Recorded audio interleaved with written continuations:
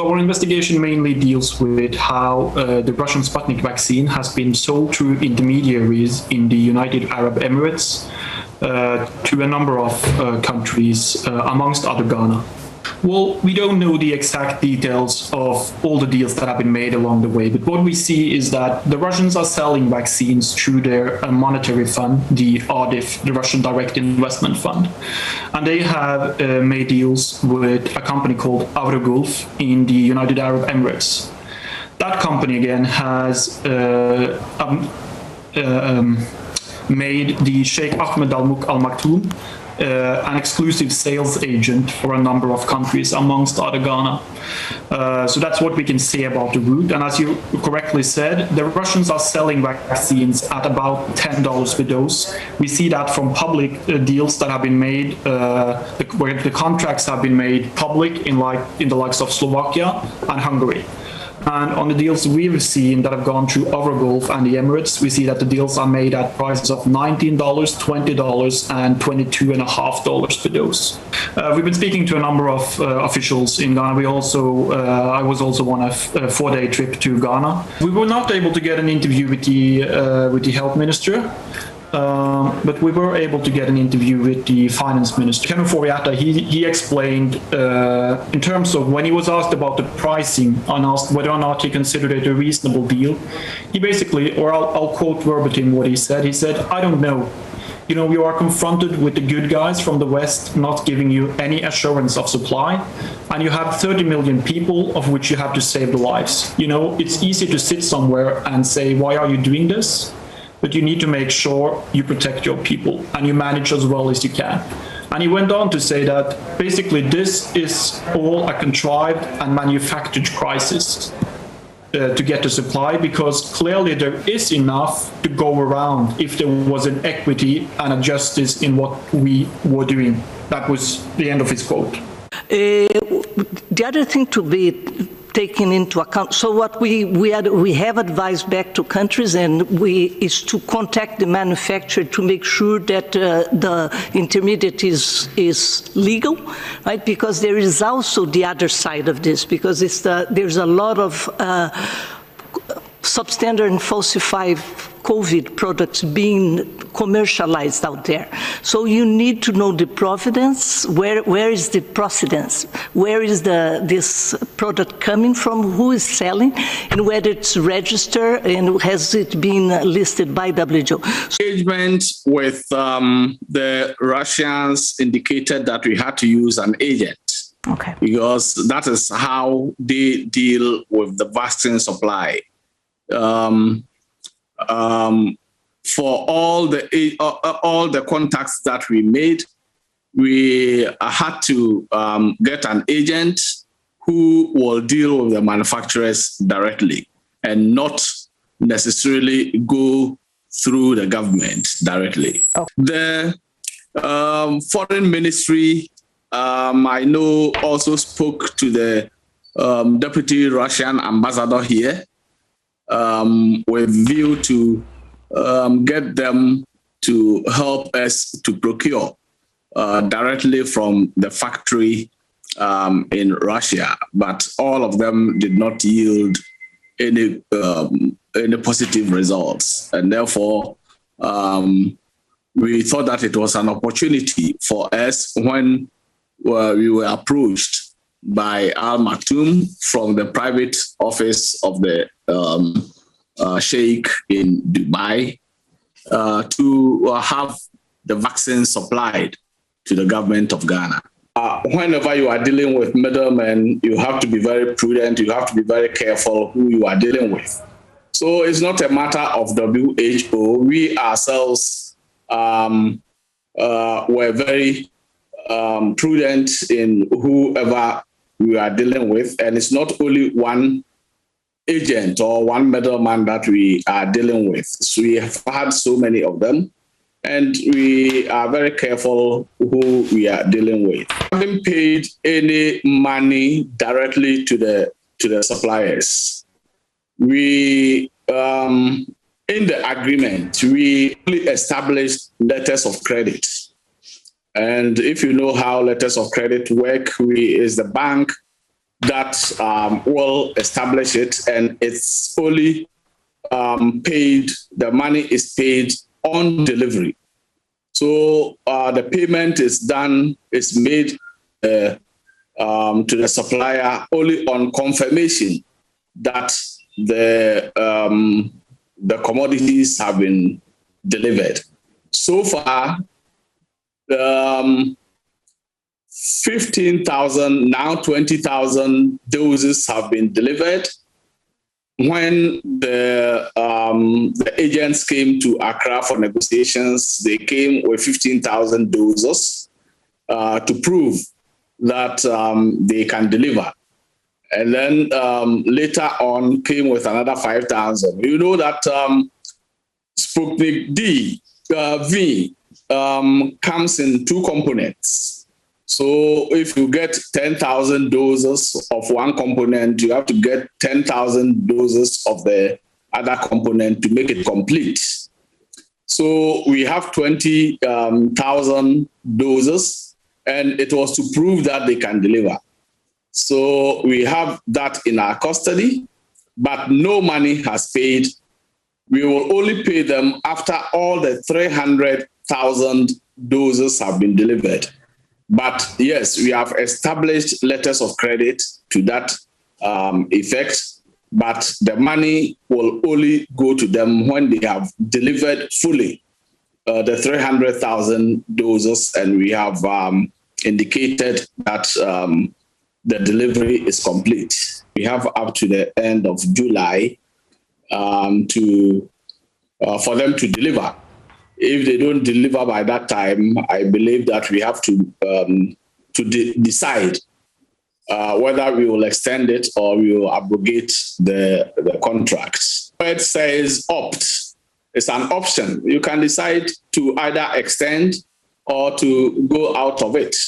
So it's an option that will be left. You have to consider the situation and see whether genuinely they will not be able to deliver or whether they will be able to deliver. And then you decide whether you opt out or you give them an extension. I don't know whether they were told that this particular Sputnik V was the $10. But yes, the ex-factory price is around $10. But ex-factory means that is the price that you get the vaccine at the manufacturing point. You have to, there are a lot of markups. You have to talk about transportation. You have to talk about land transportation, I mean. You have to talk about air freight. You have to talk about insurance, and so many other costs that are added to it. Let us not also forget that because the agent is not a charity, they will also add a markup.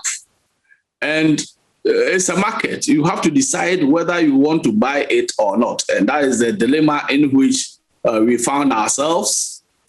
Either we buy the vaccine, because it is not only Ghana that has bought the vaccine at $19. And as we indicated in the release, the price was actually $25, and we sat down with them to negotiate to bring the price down. Okay. So it's up to you to decide whether you allow the people to go without vaccination or you buy it and vaccinate the people with it. Right. So you have been listening first to the Norwegian investigator or journalist that brought up the issue first off. That is the VG newspaper. And then you have heard also Kwabena Boedu Oko Afari, who's the Chief Director for the Ministry of Health.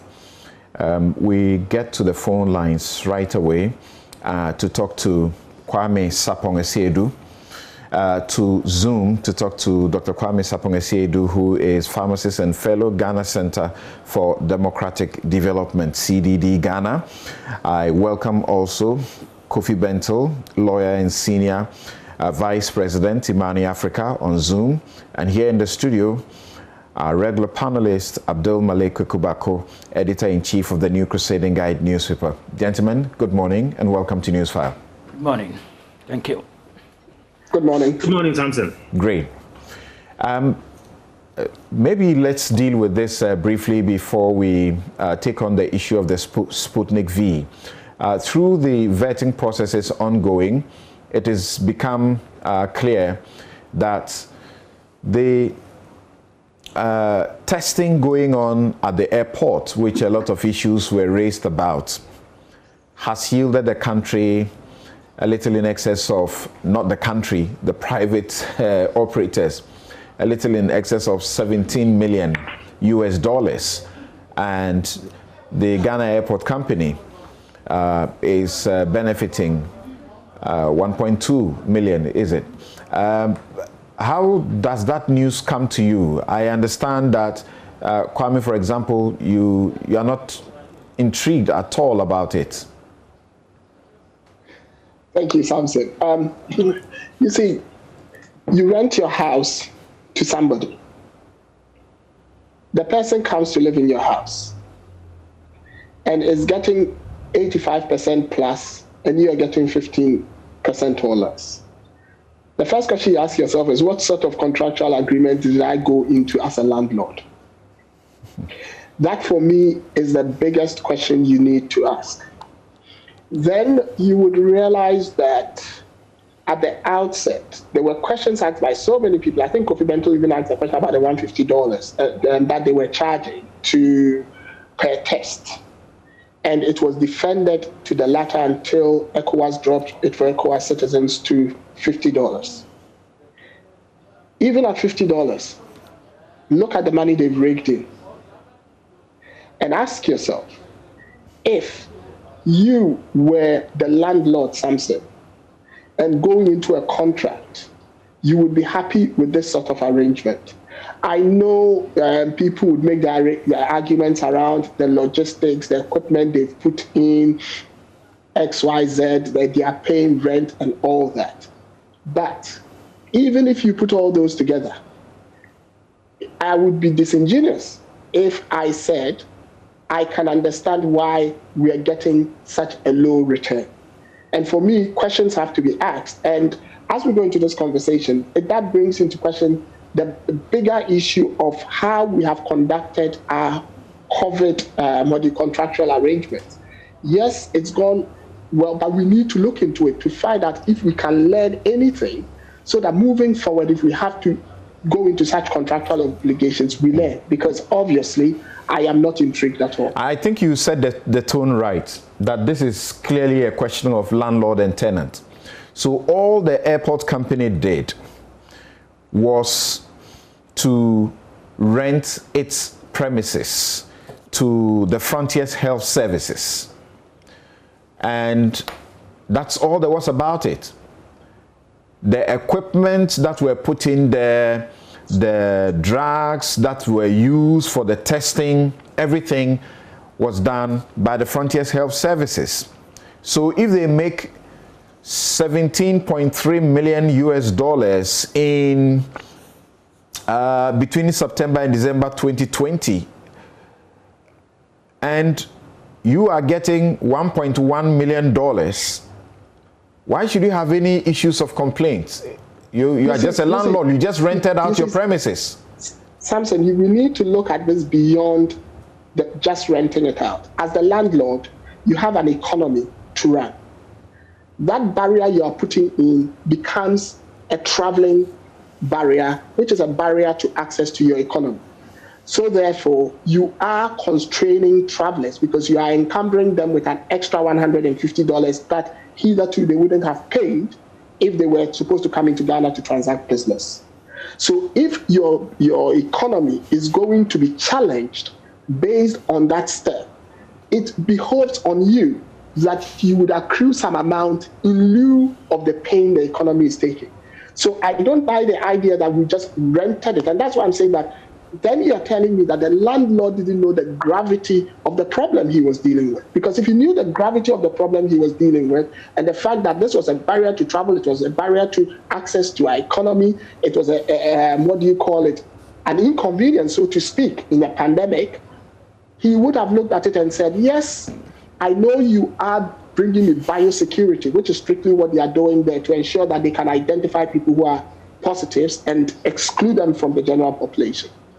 But as much as you do that, you shouldn't exceedingly benefit from it at the expense of my economic constraint. And I think that is the balance that I'm not getting a feeling that was done. If you just tell me, oh, it was just rent. Right.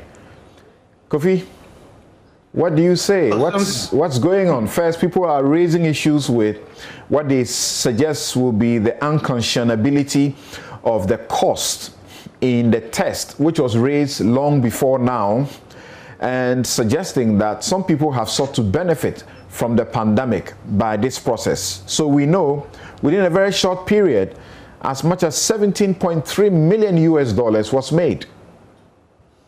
Oh, Samson, like my brother Kwame said, I raised those issues. And I remember saying there is nothing that can be used to justify that cost. Subsequently, they reduced it. The fact that they could reduce it meant that that cost was arbitrary. And there were so many other issues. And it is not a classic landlord, and tenant case, although that fits in a certain sense. This is a national issue. Government makes a policy, and if there is some benefit to come out of it, and we don't have to look at COVID as a means of benefiting, especially from a government point of view. But if there is some benefit, you use your institutions and use it to build your institutions. And we had institutions like Noguchi, we had a couple of them. But clearly, and I'm going to repeat this statement, clearly, people use crisis in this country as opportunities for grand corruption. In the past government, they did it. COVID, they are doing it on different levels. And honestly, we did some work on this airport thing. We published something at first, and we have quite a bit more to do.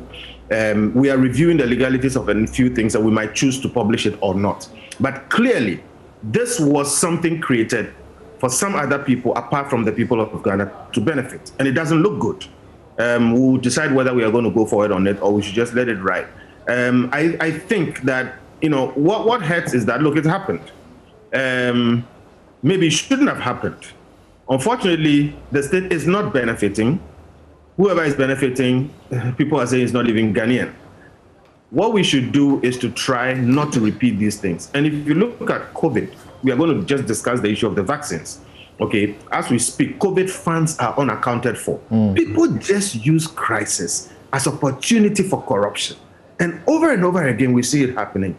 And we have to figure out how to stop that. So as for the airport, it is just somebody creating an opportunity for somebody. And maybe in due course, more information will come out. That facility is still there and working. Is that not so, Kwame? Yes, it is still there and working. And like I said, it's a biosecurity issue. So I wouldn't sit here and say that it needs to be dispensed with, especially with the latest data that has just been released by Public Health England, which shows that the reproductive number of the new variant that we're dealing with globally is past 5.6. And you must look at it from the point of view that the original variant that started from Wuhan had a reproductive number of 2. The one that got to Ghana was about 3.1. Now the one that's come from India is 5.6. We cannot risk that coming into Ghana because of the speed with which it would rip through the country. So I wouldn't sit here and say that that should be done away with. But I would agree with Kofi totally that the pricing needs to be looked at and the contractual agreement needs to be re-looked at. I mean, I don't know if it can be reviewed upwards or something, but honestly, the more data comes out. And then the bigger question before I go is something, if it hadn't come to vetting, why were the Ghanaians not being told? Because the more data comes out, I'm quite sure the more people will get infuriated. So that needs to be dealt with. Kofi, how should the review look like, if there ought to be one? Because it looks like the entire citizenry is outraged. Right. So we think that one, the whole system must be reviewed, including the contract. And it is not clear who entered the contract. Number two, and very importantly, questions have been raised about the test's own efficacy. Okay? And in our work, somebody asked me, how do we tell if they actually are using the right test? How do we tell? Because people get to the airport, and we've spoken to some. They took a test, they come here, then it's negative, or they took a test, it's positive, and they come here. And some people allege that there have been payments. But the question that was asked is, I am trying to get out of the airport, and I think somebody is trying to shut me down for $150. I just pay the $150 and I get out. So people don't care about the efficacy of the test, and questions have been raised whether it is so or not. It is for Kwame and Co, the pharmacist, to do, but there has to be a review. One, of the contract is propriety, and two, if this happens, look, we were blessed to have Noguchi to do a few things in the beginning because Noguchi was prepared ahead of time. And if we have a situation like this, we use it to strengthen our institutions. Kwame is talking about the new virulent variant. Okay, are we prepared? Things like this help us to beef up so that we can take care of ourselves. If these people pack up, leave the country, we've lost all the institutional wisdom that would have come from that testing regime, etc. And somebody must justify to us why we should outsource this thing the way we've done. Okay. At such huge benefit to those people, and clearly a disparity in benefit to the country. Right. Yes, Kuku, what would you have to say briefly about it? Kofi Bento talks about people, using the pandemic as a conduit for corruption, and the world over questions are being raised about such a situation. And then he mentions that those people are benefiting, even though people still are running suspicions that this is a clear case of something that's been cooked up and some corrupt deal going on. Well, I think we know who entered into the agreement. That's no longer a mystery. The airport company with the Frontiers Health Services. That is public record. So I'm not. It took about 4 or 5 ministers, even of cabinet level, to go through questions without knowledge of what was going on. Well, the appropriate minister answered the question eventually. That was the transport minister. I think some of those questions were misdirected to people who did not have to answer that question or may not have had information and knowledge about it.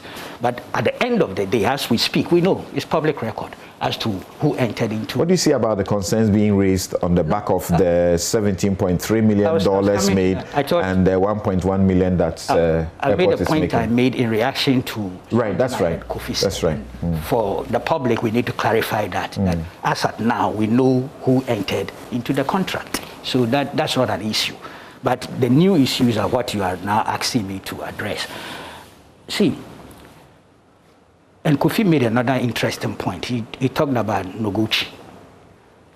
I've been asking myself, at the material time that we were entering into that agreement in order to procure that facility or service, did we have an alternative local capability institution that had the requisite capability and capacity to do so?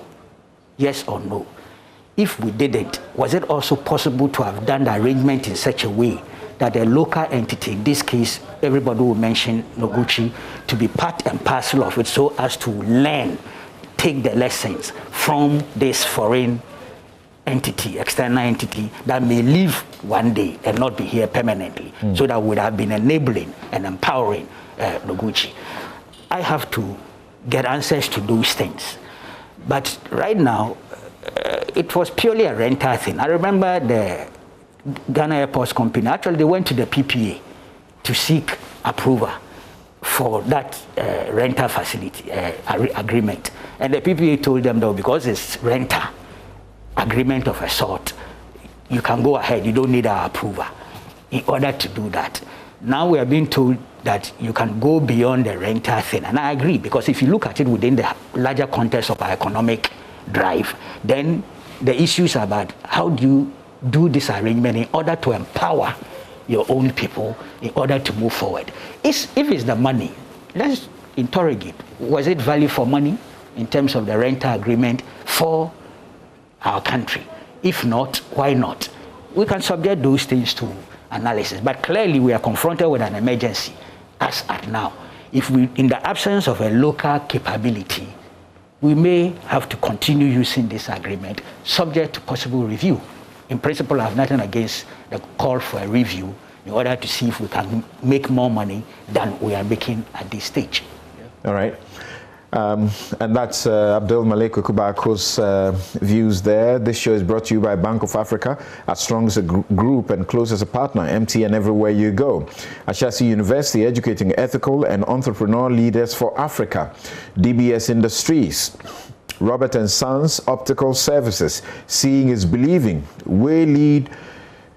Home is where you start from. Star Assurance, that is your solid partner. We'll take a very quick break to return to the question of the prudence in the Sputnik purchase, vaccine purchase.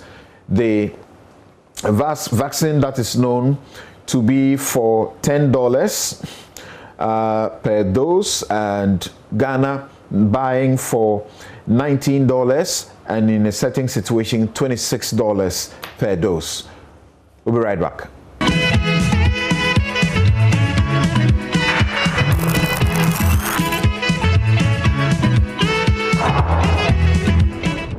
Yeah, welcome back. This is Newsfile. It's your most authoritative news analysis platform.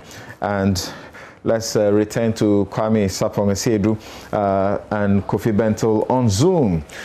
So, Kwame, don't we have sufficient explanation from the state to allay every fear and to remove all the suspicion about the purchase of the Sputnik vaccine?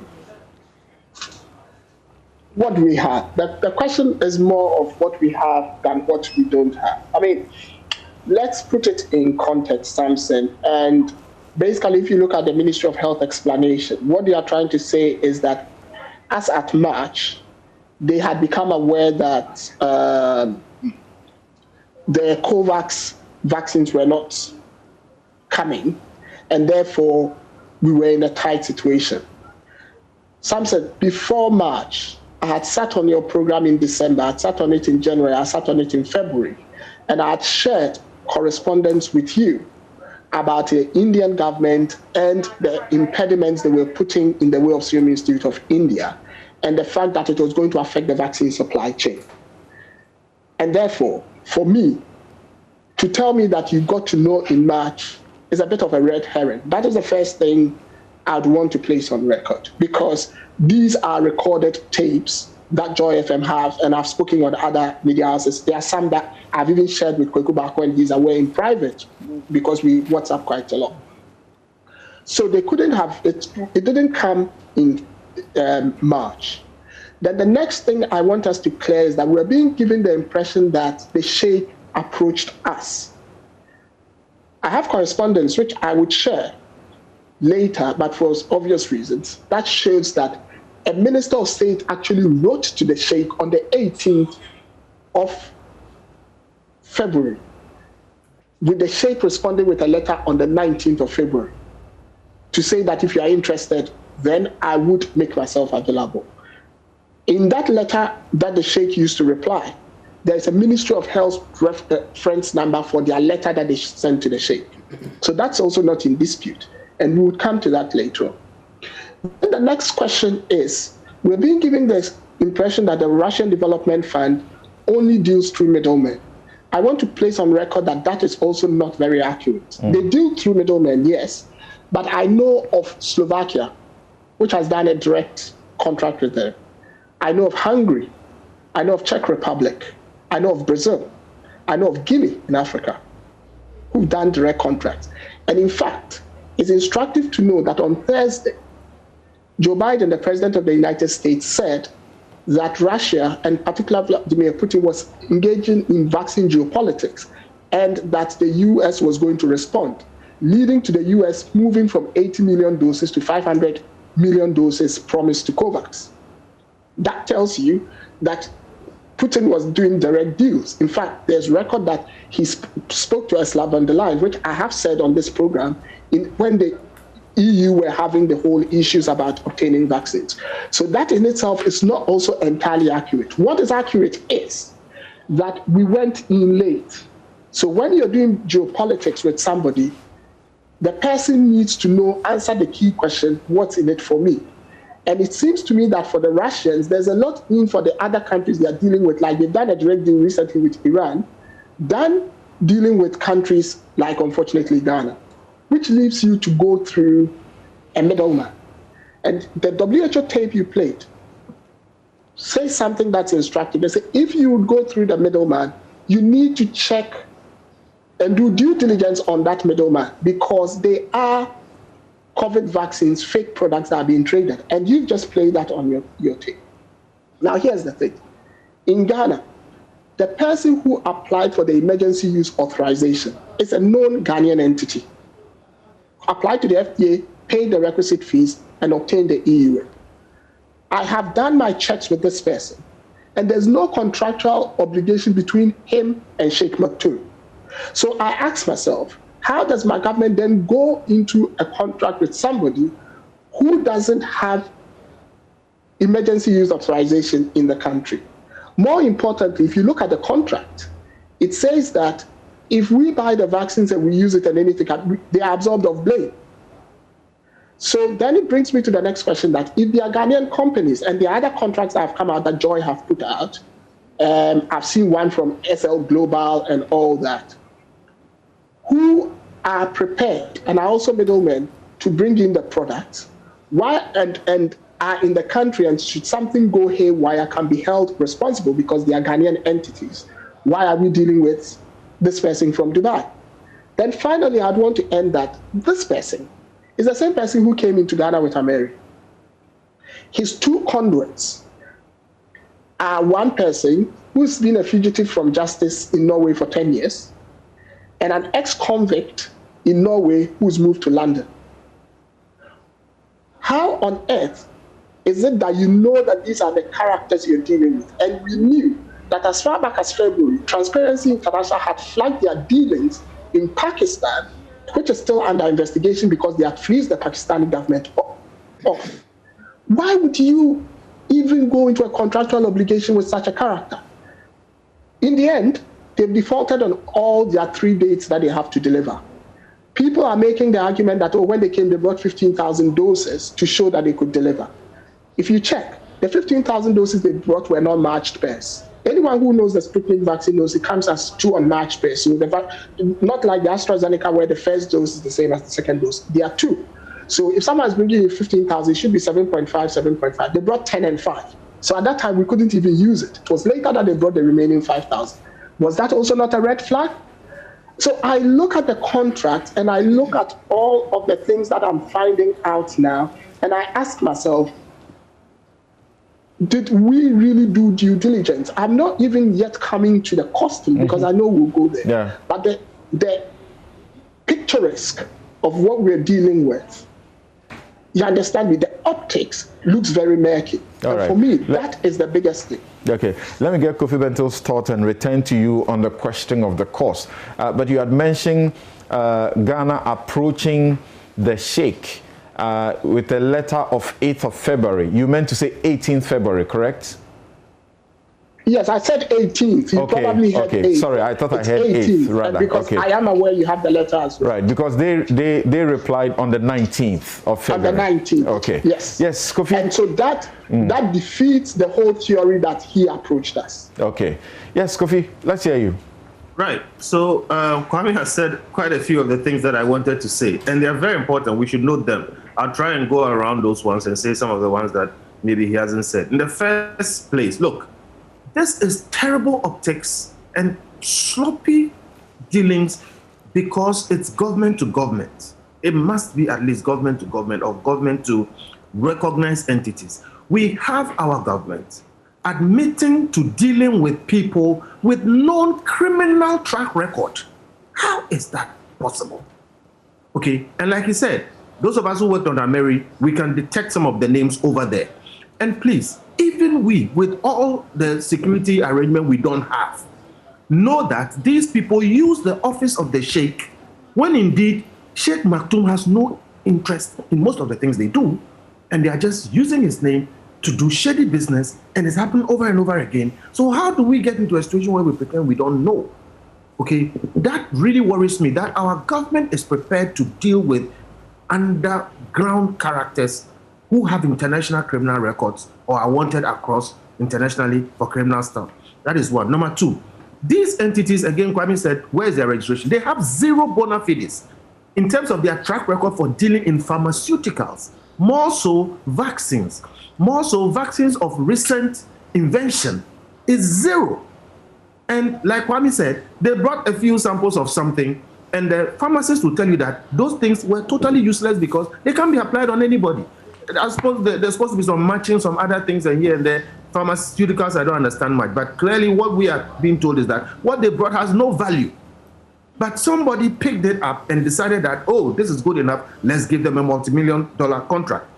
And please, where is the security that when you are dealing with somebody who is a known international underground character, they are actually going to bring you genuine vaccines? Where is the security? And you are ordering hundreds of thousands of them, okay? And the black market clearly would develop fakes, okay? Do we really have the wherewithal to test all of these things? By the way, I really doubt if the Sputnik vaccine, even the correct one from Vladimir Putin himself, will be acceptable to the Ghanaian public. Definitely not to me. I am fully vaccinated, but when I went to vaccinate, I asked them what vaccine they were using. They said AstraZeneca. I asked the lady and took a picture of it. I would never have taken the Sputnik vaccine. Why? Why? Because it is known, ask Kwame again, the Sputnik vaccine is not sufficiently tested. Number two, it is also known that no gold star regulator has approved the Sputnik vaccine. There are so many things wrong with that thing, and I'm not saying it's good or it's not good. But look, even the very well-tested ones, where literally 1 in a million creates blood clots, people stop them. So how do we go for an underground character to get us black market vaccines from a non-tested source without proper government connection? I mean, this is also bad. And then there are all kinds of issues with the pricing, etc. having come there. But look, again, people take advantage of crises like COVID for corrupt purposes. And we can see some evidence of that here. Clearly, after the overpricing and all those other things, it is obvious for everybody to see.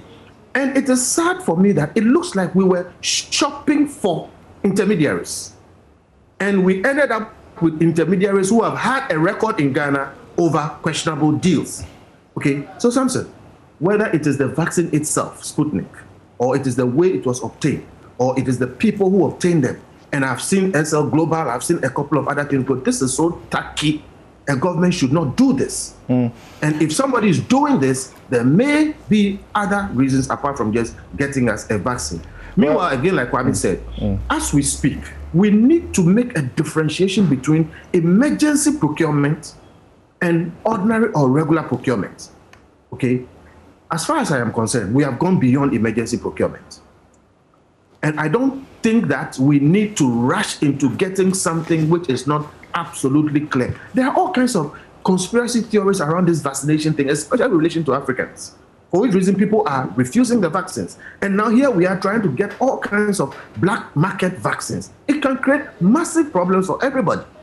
Okay, already the UK has announced that they are procuring millions of vaccines. The US has announced they are procuring over 500 million, 500 million vaccines for COVAX. Already, the US is going to give away some of those vaccines that they were going to use. We need to make a clear differentiation. We don't need emergency vaccine procurement in Ghana today. What we need to do is work with the known international players through the COVAX system, or if we're going to buy from the manufacturers and properly vaccinate our people. We have been blessed that COVID has not been as bad as it's been elsewhere. I think we are managing well. Apart from Sir John's funeral, I think the government has done pretty okay. This should not be allowed to go to. Nobody should be allowed to profit from the death and pain of people. Right. And you mentioned Sir John's funeral and the attendance to that. Obviously, the question has been asked. There are basic things we can do so that we don't need to spend on vaccines. And we are not doing the basic things. What doesn't cost us anything? We rather are focused on doing the things that will bring us the virus, and then we go find money to buy them. But is this not a clear case of Imani and civil society long-standing prejudice and bias that governments appear to get middlemen for even buying toothpick, which they may be able to buy directly? Otherwise, hasn't there been, communication to suggest that this case, we clearly didn't have an option than to use a middleman instead of the government-to-government approach? Well, the contrary are rather, obvious. In this case, we did not need or have to use a middleman. And middlemen are very unreliable. And in this particular instance, it has been proven that they are very unreliable. Now, in the best case scenario, assuming these people were even genuine middlemen who could get you a vaccine, who does that? Which responsible parent will go to a black market to go and obtain life-saving medicine for their sick child?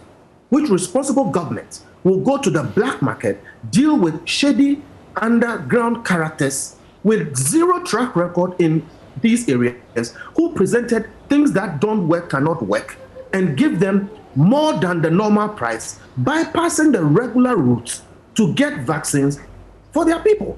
Who does that? Okay, Kwame. And clearly, when the people have not shown that they can produce or deliver better than the regular system.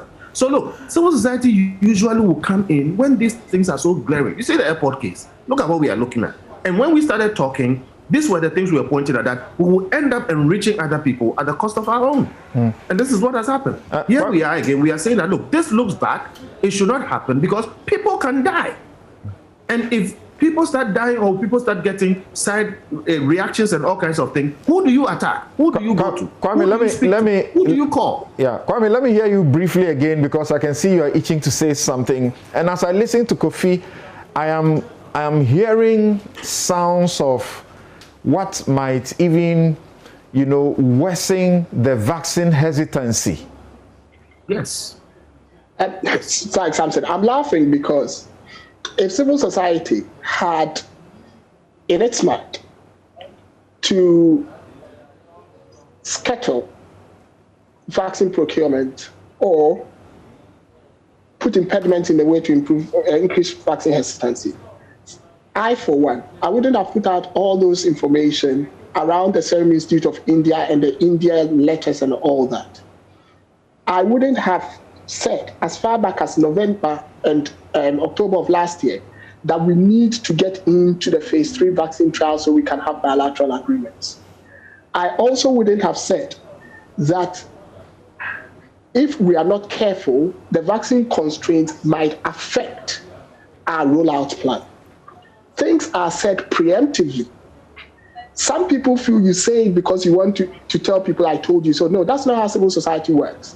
It is said preemptively so that you can change course and get things right. And that was why in my first submission, I reminded people of all these things and said to write in that letter that you only found out that they couldn't supply on that date was actually incorrect, because these things had been said on these dates on these programs.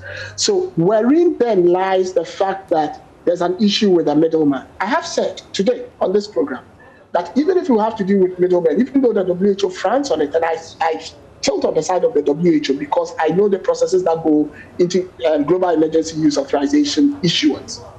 But I've said, even if you do it, we should use a local middleman. How, in any way, when I have made my choice that given the opportunity having to use middlemen, at least I'll go with SL Global.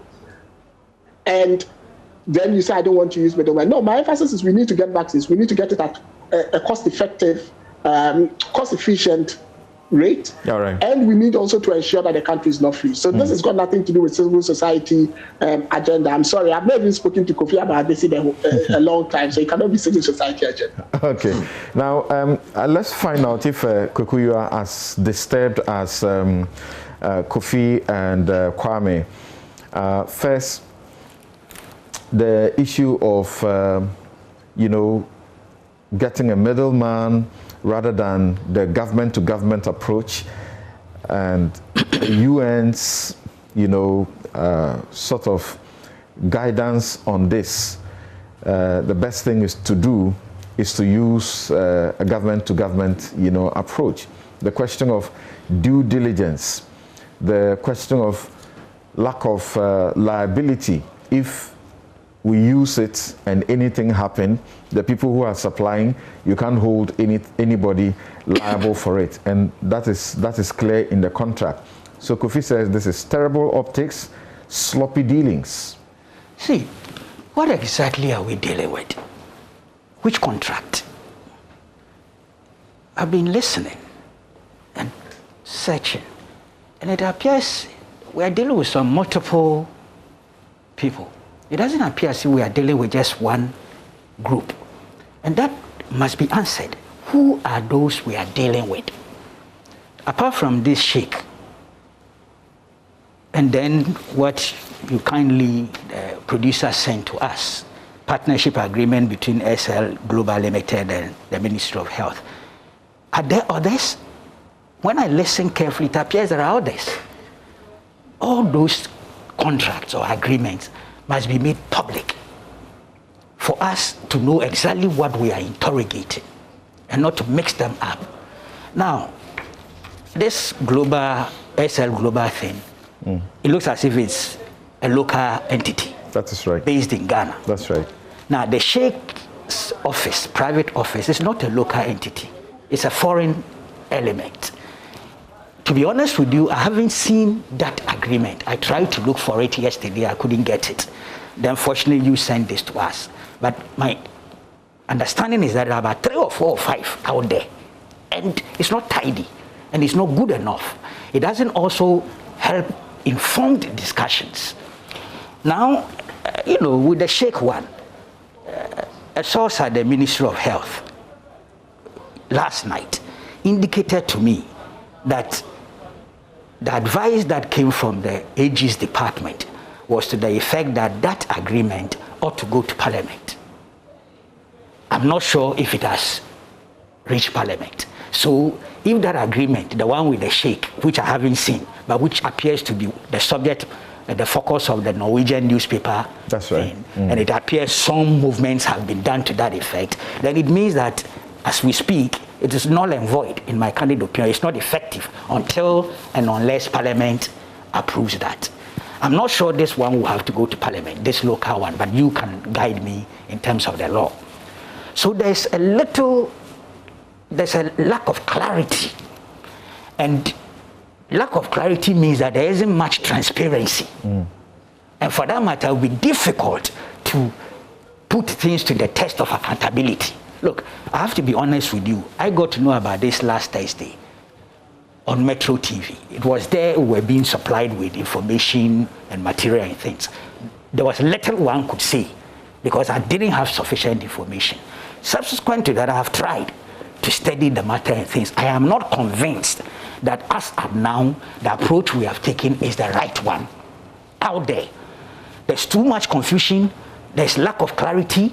There's controversy. So it calls for us to re-examine what we are doing carefully.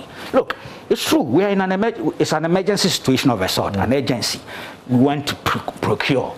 We want to save our people. We don't want our people to die. We're seeking herd immunity, as it were. But you see, dead men, and it's true, dead citizens cannot help to grow the society or the nation. But that is no excuse to actually ignore procurement procedures and regulations, or even the Public Financial Management Act. It's no excuse. The fact that we are in a hurry to rescue people, to ensure people do not die in their numbers, it's not an excuse to, and in any case, the procurement thing has even room for urgent procurements and things that you have to go according to the regulations. So I am not convinced at all at this stage, and I'm being very frank with you, that we have been provided convincing information to actually endorse what is before us. I'm not clear in my mind. Okay. And there is the need for more information to be provided. Otherwise, alternatively, you see, and that's where the difficulty is, because if you suggest that abort, then the question is, how about those who have not been vaccinated? What do we do to them in this immediacy? It's a difficult thing, but I think we are capable of doing the right thing. If one, all the information is provided, two, we interrogate them comprehensively, and then we can put options out there. First and foremost, let us be told those people we are dealing with, apart from these two that are now known to us. And clearly the Sheikh one, if it doesn't get parliamentary approval, forget it. All right. Kwame, what do you say? Kweku says, thinking about aborting or terminating these contracts at this point may not be the best because of the numbers we have managed to vaccinate so far. Thanks, Samson. And Kweku, if you check your phone, you have the contract now. What I would say is that it's not an issue of aborting. What's the probability? You had 4 dates. They have failed on 3. What makes anyone think that they are going to honor the 4th? That is the biggest question. And for me, that is why I have said that sometimes we need to listen to ourselves and read the script. There's a pattern here of someone who has consistently, on one of your sister shows, Ivan Smains had talked about all the dates, and so I don't want to repeat them. And they've missed March, they've missed April, they've missed May. Now we're in June. There's no sign that they're going to be able to meet it. And then we've got July. What makes anyone think that we should go down this route and wait for them? Shouldn't we be looking? And that's why I, for one, I am happy with the almost 1 billion doses that seem to be more or less guaranteed and probably will be rolled out in the next 2 weeks. And in a way, from a geopolitical standpoint, I am happy Vladimir Putin played these cards. Because perhaps, if you look at how quickly the US moved from 8 million to 500 million, it tells you that never let a bad crisis go waste. Because out of that, at least the world is getting a lot of vaccines. And for me, that is the brighter side. And I'm hopeful that with that coming on board, Ghana would get some. I then want to come to the price itself, because I have challenges with the price. Samson, I sat on this very show, and I remember you even projected it because I sent it to you, and I gave the pricing of each of the vaccines that had been approved, and they were fine. Kwame, before the pricing, remind us again, how many of the populace have we vaccinated? How many are we yet to vaccinate?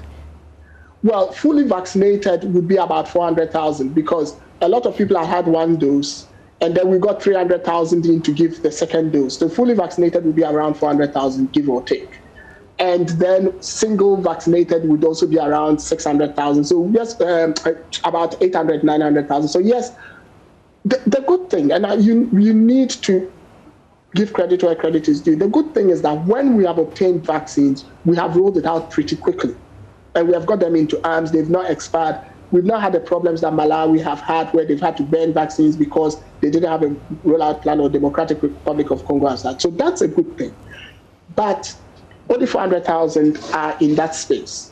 That means that the protection we seek through vaccination is near zero, because you can't even talk about head count that we're hoping to get to. It's not near zero. The more that remain non-vaccinated, the higher the risk to those who have been vaccinated. Yes, I know that. But what I'm saying is it's not near zero. We need to bear in mind that these are the amount of vaccines we've gotten. And you can technically say that of all the vaccines we've gotten, we've managed to use about 98, 99%.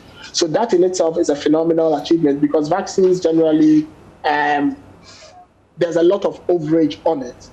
But the truth of the matter is we have a long way to go. Okay, talk about the cost. Well, the cost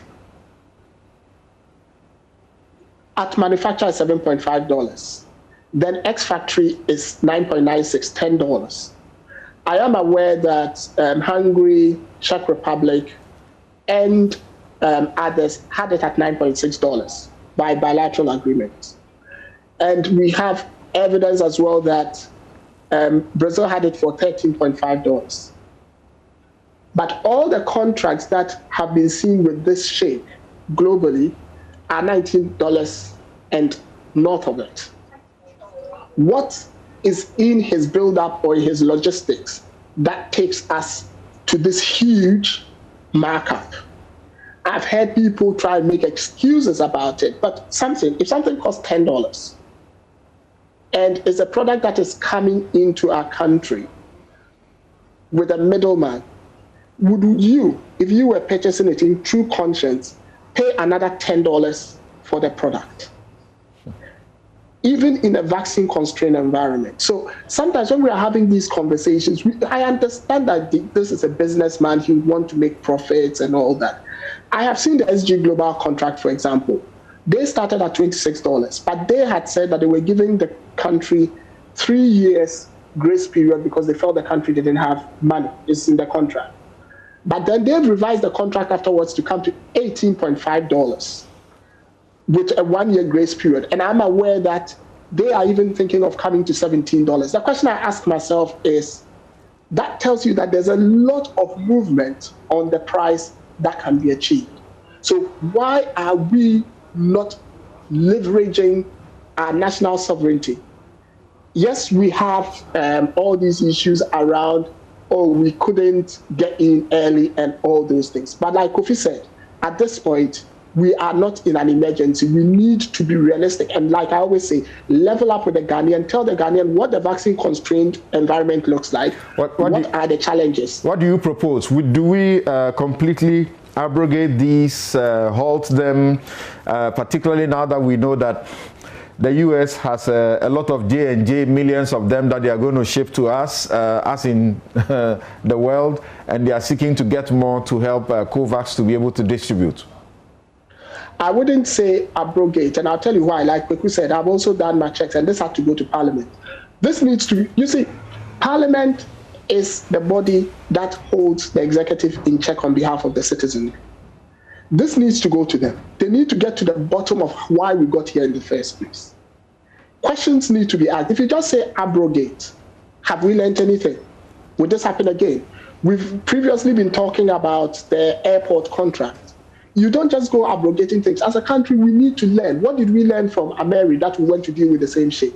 It tells you clearly we are not learning. And for me, the learnings are more important under these circumstances. Even your parliament with almost equal numbers, still the minority will have their say and the majority will have their way. There's nothing that comes from the cabinet or the executive that is bad in the eyes of the majority. Never.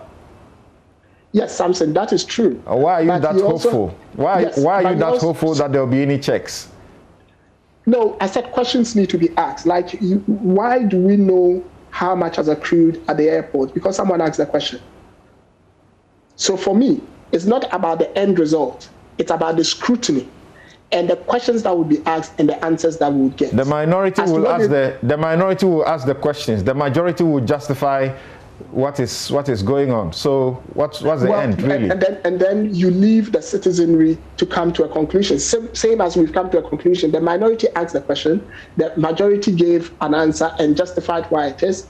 But we have all sat on here and have had a conversation about it. It's up to me to make my conclusion whether I believe what the majority is saying, and for you to do the same. So I would rather the questions are asked, and like Kweku said. So I'm saying, what's the end game? Because in the end, all that you're talking about hardly will reverse anything or change anything. No, Samson, the truth of the matter is, I don't think the vaccines are going to come by July. And I think that the government will then have the opportunity to exercise their exit clause. So at this point, I'm not too worried about that. But even if we exit, you see, you are lawyers, yourself and Kofi. The law of causing financial loss to the state, it's not just about willfully causing financial loss. The intent to cause a financial loss, but that a letter of credit has been issued, which potentially could have cause the nation to lose money, is in itself a potential crime. Why don't I want questions to be asked about that? All right. And so I am looking at the questions being asked and people held to account. Okay, Kwame, thank you so very much, as always. Yes, Kofi?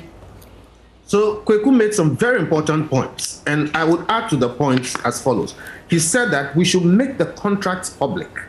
What was not said is, all these existing contracts today are so tainted, they should all be cancelled. And Kwame just mentioned some of the reasons why. What I have to add is this. If any procurement is done... Isn't that too drastic in the circumstance? We could increase vaccine hesitancy. You are saying all these should be cancelled. Isn't that too drastic in the emergency situation we find ourselves? We are not in an emergency situation. If you have time, I explain. One, Kwame just said, these people are not going to deliver anyway. Two, if we are getting them through these shady systems, all kinds of questions will, ensue, and it will lead to vaccine hesitancy. And that is going to affect the proper procurements that happen going down. To clean this system, we need to get rid of all these ones and go through this thing properly. We are not in an emergency situation. However, you made a point.